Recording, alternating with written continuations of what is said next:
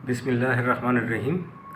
हम आयत नंबर 24 सूरह अल-बक़रा कर रहे हैं, चैप्टर नंबर 10, और आज हम करेंगे एपिसोड नंबर 5।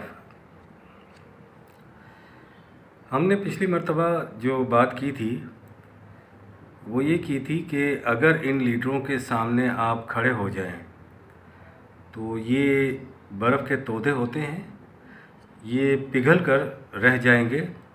वो खुदा जो है जिसके सामने हम रुकू करते हैं, सजदा करते हैं, क़याम करते हैं, उसके सामने सजदा क़याम रुकू नहीं भी करेंगे तो वो मुस्तग़नी है। लेकिन ये जो हमारे लीडर होते हैं, इनके सामने अगर आप थोड़ा सा खड़ा हो जाएंगे, क़याम अख्तियार कर लेंगे तो फिर ये भाग जाएंगे।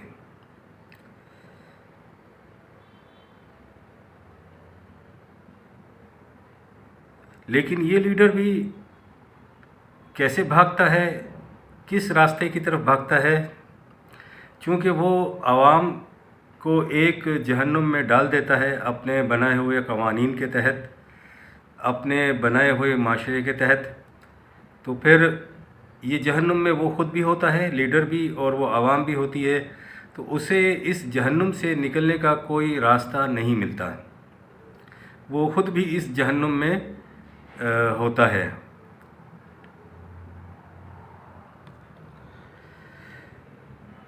दो बटा 167 यानी 167 आयत हमने यहाँ पर कोट की है कि वमा हुम बेखारिजीना मिनन नार,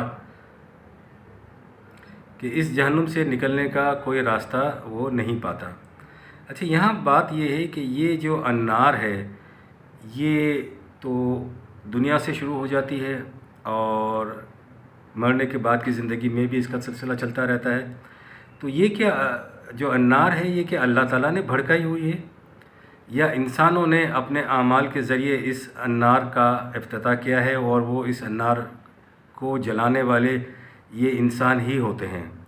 तो यहाँ मैं एक बात आपको बता दूं कि जन्नत और दोज़ख के सिलसिले में एक अल्लामा इकबाल मरहूम रहमतुल्लाह अलैह की जन्नत और दोज़ख की सैर की कहानी बयान की जाती है, जो उन्होंने जावेद नामा में बताई है। जन्नत और दोज़ख की सैर की कहानी इकबाल की ज़ुबानी। फ़लकुल अफ़लाक की सैर में जन्नत देखी, हूरें, जिब्राइल और फरिश्ते देखे, वापसी से क़ब्ल जहन्नुम भी देखा, लेकिन शोले आग की बजाय यख बस्तगी से ठठर देखी। क्या खूब अंदाज से उस जवाब को अपने अंदाज में बयान किया है इकबाल ने। जहन्नुम में इंसान ख़ुद अपना ईंधन अपनी पीठ पर लाद कर लाते हैं, जहन्नुम के अंदर उसके अपने शोले नहीं होते। यहाँ 76 बटा 6 की आप आयत का एक टुकड़ा देखेंगे, युफ़ज्जिरू नहा तफ़जीरन। यहाँ इसका मफ़हूम ये बयान किया गया है कि ये मुत्तकी इन जन्नत के चश्मों को अपने क़लूब से निकाल कर लाएंगे, यानी बहिश्त में भी उसके अपने बागात उगे हुए नहीं होते।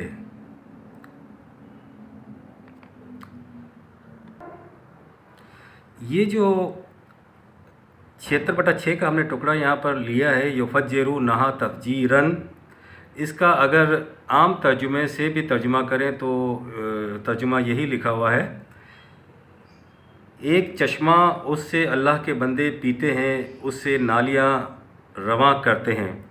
यहाँ भी देखें जो तर्जुमा पेश किया जा रहा है कि एक चश्मा उससे अल्लाह के बंदे पीते हैं, उससे नालियाँ रवां करते हैं। तो ये जो नालियाँ रवां करने का भी ये काम मोमिनीन करते हैं।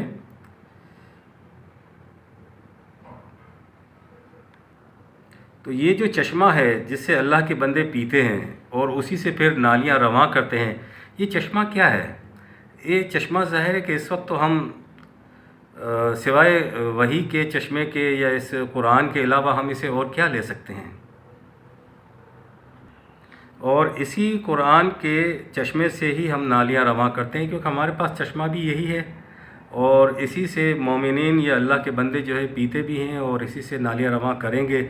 इसके अलावा तो कोई चीज़ हमारी समझ में आती नहीं है। तो ये युफ़ज्जिरू नहा तफ़जीरन 76/6 سے یہی مفہوم سمجھ میں آتا ہے کہ یہ متقی ان جنت کے چشموں سے کو اپنے قلوب سے نکال کر لائیں گے. یعنی ظاہر ہے کہ ان کے قلب جو ہے وہ ہدایت کے نور سے پر ہوں گے، تو وہ اپنے قلوب سے ہی جو ہے ہدایت حاصل قرآن کی ہدایت حاصل کریں گے.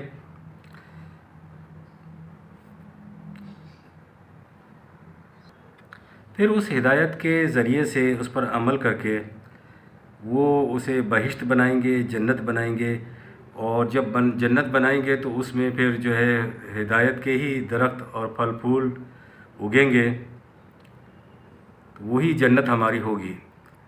یہ جہنم کیا ہوتی ہے؟ یہ دراصل خود ساختہ نظام کا قید خانہ ہوتا ہے.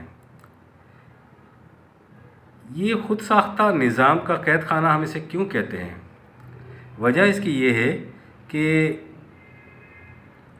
چار دیواری جب ہم بنا لیتے ہیں تو اس کو ہم گھر کہتے ہیں.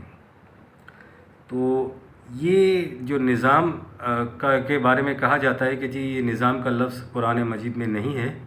ٹھیک ہے، ایسا ہی ہے کہ قرآن مجید میں نظام کا لفظ نہیں ہے، لیکن حدود کا لفظ تو ہے. آپ قرآنی ہدایت کی حدود کے اندر رہ کر ہی اپنی زندگی گزاریں گے. تو جو قرآنی ہدایت کی حدود جو ہیں اس میں آپ رہ کر زندگی گزاریں گے تو وہی تو نظام ہے، اور کیا ہے. لیکن بس فرق اتنا یہ ہے کہ وہ انفرادی چیز نہیں ہے، یہ اجتماعی چیز ہے. آپ کو اجتماعی انداز میں اجتماع کے ساتھ، یہ تو قرآن کی تعلیمات سے ثابت ہوتا ہے کہ آپ نے اجتماعی زندگی گزارنی ہے. ہم نماز بھی تو اجتماعی ہی پڑھتے ہیں، تو انفرادی تو نہیں پڑھتے. تو اور انفرادی کا کوئی حکم بھی نہیں ہے، ظاہر اجتماعی نماز پڑھنے کا حکم ہے. تو یہ اجتماعی طور پر جو ہم ایک حدود کا تعین کرتے ہیں قرآن کی ہدایت کے مطابق، تو وہی تو نظام ہے. اس کے لیے کوئی الگ لفظ 2021 کے لیے جو استعمال ہوتا ہو لفظ وہی استعمال کیا جائے، ایسا نہیں ہے. آپ اس کو نظام کہہ سکتے ہیں جس کے اندر رہ کر آپ نے زندگی گزارنی ہے. تو آپ اپنے طور پر اتنا تو کر سکتے ہیں.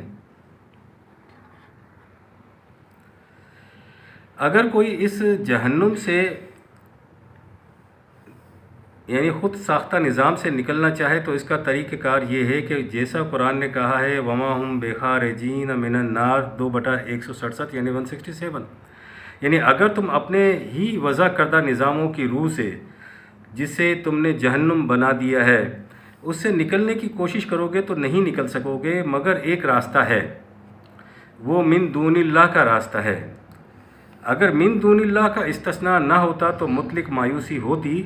اس کی وجہ سے امید کے دروازے قیامت تک کے کھلے ہوئے ہیں، کیونکہ قیامت تک خدا کی کتاب قرآن حمید محفوظ ہے. تم جب چاہو قرآن مجید کے راستے کو استعمال کر کے اس کے قرآن مجید کے دروازے سے تم نکل سکتے ہو. یہی دروازہ ہے جس میں جنت، اس قرآن مجید کے دروازے سے تم جہنم سے نکل کر جنت میں جا سکتے ہو.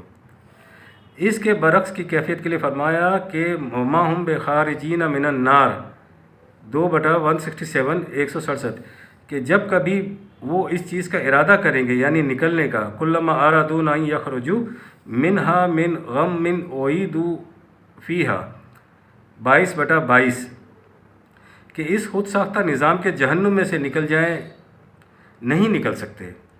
غلط نظام کی تلاطم انگیز موجیں دھکے دے کر ان کو پھر اس کے اندر ڈال دیں گی. من دون اللہ کہا ہے، صرف خدا کا بتایا ہوا نظام کہا ہے، یعنی اس کی حدود، اس کے قوانین، اس کا ضابطہ، اس پر عمل کر کے ہی تم جہنم سے نکل سکتے ہو. خود کا بنایا ہوا نظام جو ہے اس کے ذریعے سے تم جہنم سے نہیں نکل سکتے. اسی میں علاج پوشیدہ ہے اور کہیں سے بھی علاج ڈھونڈا نہیں جا سکتا جو انسانیت کو ان خود ساختہ نظاموں کے جنگل اور جہنم سے نکال سکتا ہو. جنت اور جہنم کا دار و مدار انسانوں کے اس نظام سے وابستہ ہے جو وہ خود قائم کرتے ہیں. یعنی جنت اور جہنم دونوں جو ہے وہ نظام آپ ہی کو بنانا ہے، چاہے وہ آپ قرآن کے ذریعے قرآن کی حدود کا تعین کر کے بنا لیں، چاہے اپنی مرضی کا آپ بنا لیں.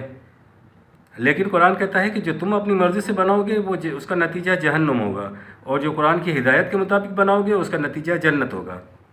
قرآن نے جو تصریحات کی ہیں ان سے جو قرآنی بصیرت حاصل ہوتی ہے، دیکھیں یہاں پر بات ہے قرآنی بصیرت حاصل ہوتی ہے۔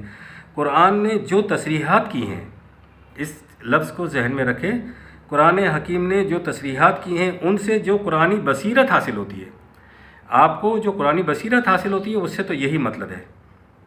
اب آپ کو جو اپنے طور پر بصیرت حاصل ہوتی ہے وہ آپ جو چاہیں اپنا کر سکتے ہیں۔ اس کے مطابق جنت اور جہنم کی ابتدا اسی دنیا سے شروع ہو جاتی ہے۔ یہ جہنم غلط نظام زندگی کا نتیجہ ہوتا ہے جس کے اندر متبعین اور متبوعین سب شامل ہوتے ہیں، عوام بھی اور لیڈر بھی، یعنی وہی ہجر والا معاملہ یہاں پر آ جاتا ہے اور الناس والا معاملہ یہاں پر آ جاتا ہے، چونکہ یہ سب کافرین ہوتے ہیں، یعنی جو ہجر ہوتے ہیں، جو اپنا نظام خود قرآنی حدود کو چھوڑ کر بناتے ہیں، انہیں کہا گیا ہے کہ یہ کافرین ہوتے ہیں۔ اور صحیح نظام خدا کے نظام کا انکار کرتے ہیں، یعنی وہ انکار کرتے ہیں کہ یہ خدا نے جو نظام دیا ہے صحیح نہیں ہے، ہم نے جو بنایا وہ صحیح ہے، اس لیے یہ جہنم بھی انہی کے لیے ہوتا ہے۔ تو چونکہ ان کا بنایا ہوا ہوتا ہے لہٰذا یہ جہنم بھی انہی کا ہوتا ہے۔ اب یہ جو 22/22 کا جو یہ میں نے آیت آپ کو یہاں کوٹ کی تھی کہ کلما ارادوا ان یخرجوا منها من غم اعیدوا فیہا، یہ خود ترجمہ عام جو بیان کیا جاتا ہے وہ بھی یہ ہے کہ جب بھی وہ غم کے مارے اس سے نکلنے کا ارادہ کریں گے اس میں لوٹا دیے جائیں گے اور کہا جائے گا جلنے کا عذاب چکھو۔ تو اگر یہ مفہوم ہم نے لیا ہے تو کوئی غلط نہیں ہے، کیونکہ عام طور پر ترجمہ بھی ان کا یہی ہے کہ غم کے مارے، ظاہر ہے کہ جو انہوں نے نظام بنایا ہے، جو قرآنی حدود کو چھوڑ کر بنایا ہے، تو وہ غم کے مارے ہی ہوں گے اور یہ لوٹا دیے جائیں گے، یعنی اس جو ان کا خود کا بنایا ہوا ہے اس سے نہیں نکل سکتے۔ اس سے تبھی نکل سکتے ہیں قرآن مجید کا جو دروازہ ہے، جو اس کی حدود پر عمل کرنے کا جو ہے، اس کے تحت اگر نکلنے کی کوشش کریں گے تو بے شک وہ نکل سکتے ہیں، اس کے علاوہ کوئی اور راستہ نہیں ہے۔ پھر وہ جو جلنے کا عذاب ہے وہ چکھتے رہیں گے اور مستقل چکھتے رہیں گے۔ تو یہ آج ہم نے 24ویں آیت مکمل کی ہے، اور یہ ہے ہمارا ایپیسوڈ 5۔ ربنا تقبل منا انک انت